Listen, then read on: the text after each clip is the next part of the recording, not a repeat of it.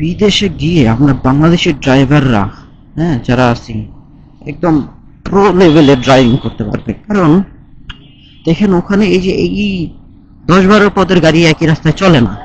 হ্যাঁ, আমাদের এখানে কি চলে না রাস্তায়?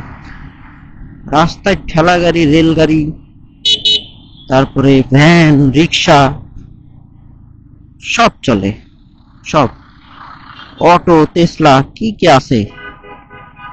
তো ওখানে গিয়ে হয় কি, আলাদা করে কোনো চিন্তা করতে হবে না যে অন্য কোনো গাড়ি আসবে বা ঢুকবে। আপনি কারণ এক্সপার্ট, অলরেডি আপনি এক্সপার্ট, আপনাকে থামানোর মতো কেউ নাই। কারণ আপনি বাংলাদেশে ফাইট করে গেছেন, ঠিক আছে? এই দেখেন, কাকা ঘোরার জন্য একদম তীক্ষ্ণ নজরে তাকায় আছে। কখন সে একটা মনে হবে, এখানে দেখেন লাগছে। আসলে কি বলবো, আমি বলার কোনো ভাষা খুঁজে পাচ্ছি না। কে কার পিছনে লাগাই দিচ্ছে, কোথায় কি লাগতেছে, কে জোরে গেল, কে আসতে গেল, সাইডে কার সমস্যা, সাইকেল, সব এক রাস্তায় আমরা চলতেছি। এটা আমাদের একটা স্কিল। আমি একটু চিপাতে ঢুকাই দিব, কারণ এটাও আমার একটা স্কিল।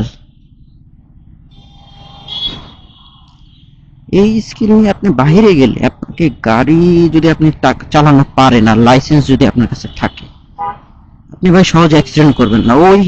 ওরা মেরে দিবে আপনাকে, ঠিক আছে? আপনি মারবেন না, কারণ আপনি তো অলরেডি এক্সপার্ট। আপনি জানেন, আপনার অভ্যস্ত আছে টেসলার সাথে যুদ্ধ করে, রিক্সার সাথে যুদ্ধ করে, বাংলাদেশে 101টা মানে পাঁচফোড়ন টাইপের মশলাওয়ালা গাড়িদের সাথে যুদ্ধ করে। এই দেখেন কি বেরোলো গাড়ির ভিতর থেকে,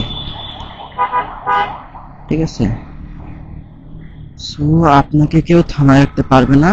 যদি কোনো কিছু না পারেন, বিদেশে গিয়ে গাড়ি চালান। কোথায় থামতেছে দেখছেন? স্টপেজ নিয়ে আপনার কোনো চিন্তা ভাবনা নাই। ওখানে নির্দিষ্ট একটা স্টপেজ যে আপনি এখানেই থামতে হবে। কিন্তু এখানে এখানে আপনি অলরেডি যুদ্ধ করে গেছেন। এমনি এমনিতে বলতেছি না যে আপনি যুদ্ধ করে গেছেন, বুঝছেন? তো আপনার আর কোনো চিন্তা নাই যে আপনি কোন দিক থেকে গাড়ি আসবে বা কি, ওদিকে একই লেনে গাড়ি আসবে, ঠিক আছে? তো যেটাই হোক, আপনার কিছু না পারলে গাড়ি চালানোর ভিসায় বাইরে চলে যান।